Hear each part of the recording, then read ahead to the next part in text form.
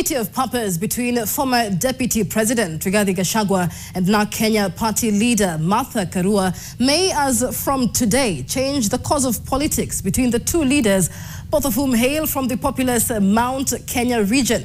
With Gachagua and Karua, who today held a meeting at Karua's rural home in Gishugu constituency, Kirinyaga County, vowed to take on President William Ruto's administration in a quest to liberate the country. NTV's Ibrahim Karanja begins our broadcast tonight. Kimunya Village, Gishugu constituency in Kirinyaga County.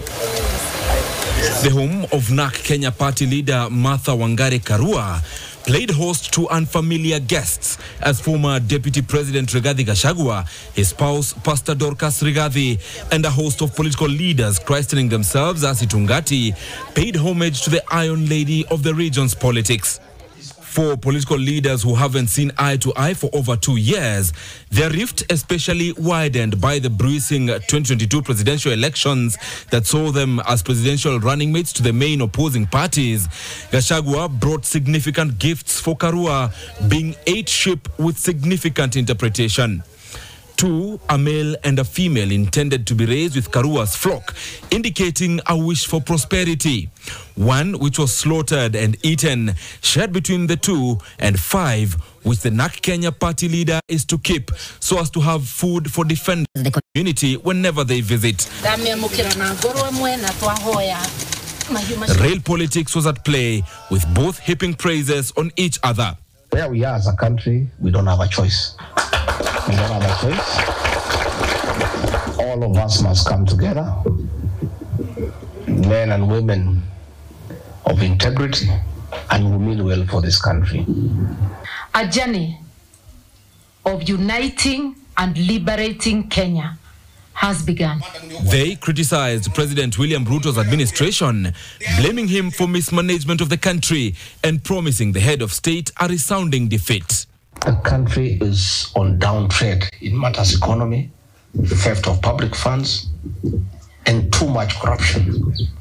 And then again, intolerance and depression. The rogue Ruto regime is determined to oppress Kenyans.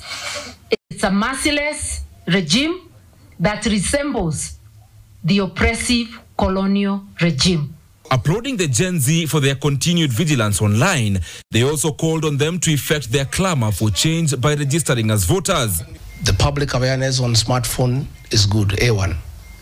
But the real transformation, the final transformation of getting a good country with good leaders will be on the ballot. So I want to ask the Gen Zs to register, to take IDs, register as voters, and come out and vote. Where are we going to get 1,000 from?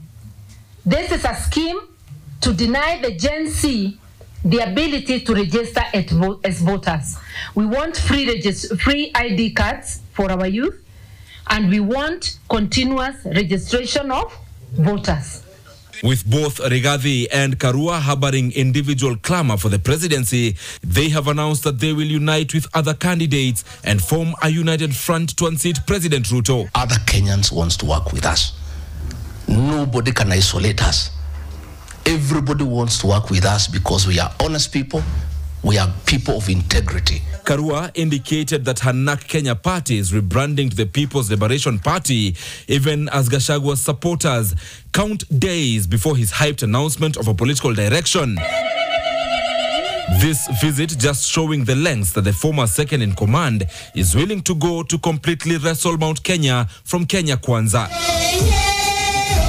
Meanwhile, as this was happening, Tharaka Nithi Governor Muthomi Njuki discouraged people of the Mount Kenya region against forming new political parties at the moment. Let us try and focus on delivering for the people as leaders. Let us demand from our government what they promise us doing elections. Wakati wa kuunda chama na kufanya siasa itafika.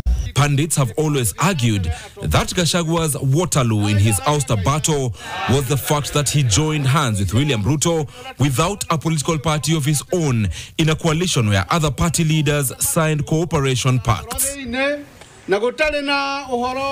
Karanja, NTV.